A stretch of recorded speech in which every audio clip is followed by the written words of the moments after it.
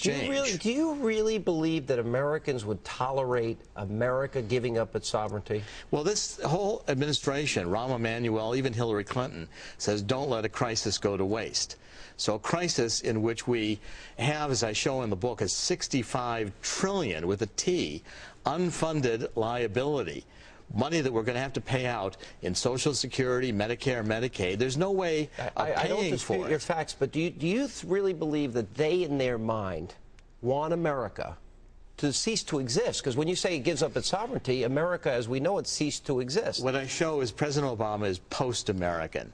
He believes in this internationalism. Just listen to his speeches when he went to Cairo and reached out to the Muslim world. Listen to his speeches at the United Nations.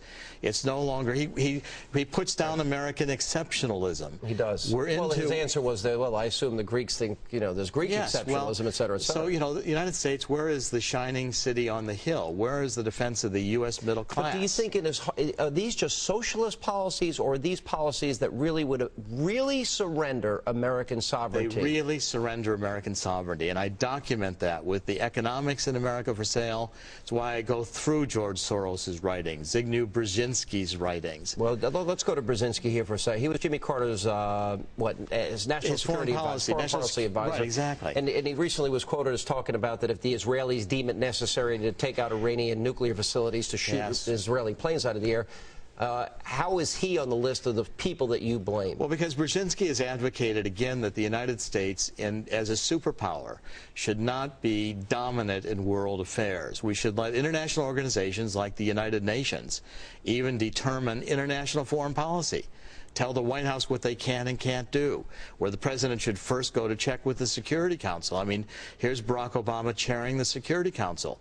Zbigniew Brzezinski would have the Security Council determine what the president could or could not do in foreign affairs, including Afghanistan or Iran or any other. That's pretty frightening. It is frightening. Yeah, but that reminds me of just that weak foreign policy of Jimmy Carter. Well, and we got Jimmy Carter, too. Worse. You know, and Barack Obama, I would argue worse. Barack Obama is much more concerned with what the world opinion is when he should be concerned with the people who are losing their homes and their jobs, the American middle class.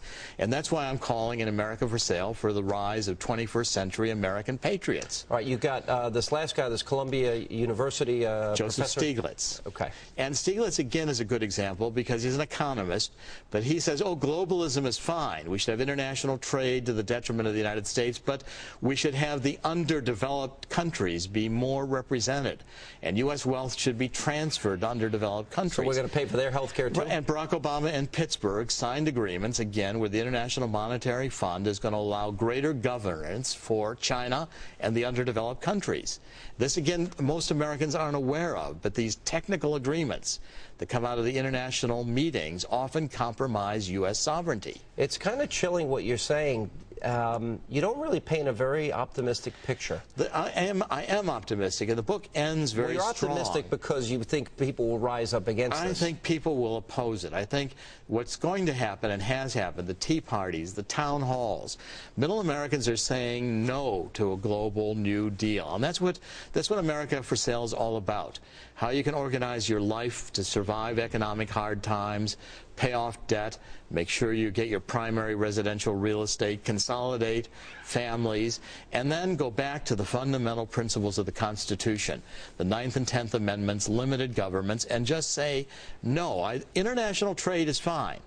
We need to be in an international environment, but not to the detriment of U.S. sovereignty or giving up this country. Dr. Corsi, I have no doubt you'll be attacked first thing in the morning. I'm certain that I will. But I will tell you, it's a provocative, well-researched book, and I got to tell you, I think it's a warning for a lot of people. In many ways, we're heading in the wrong direction, and there's a lot at stake. It's a call to action, and it's a great honor to be again with you, Sean. Thank you very much.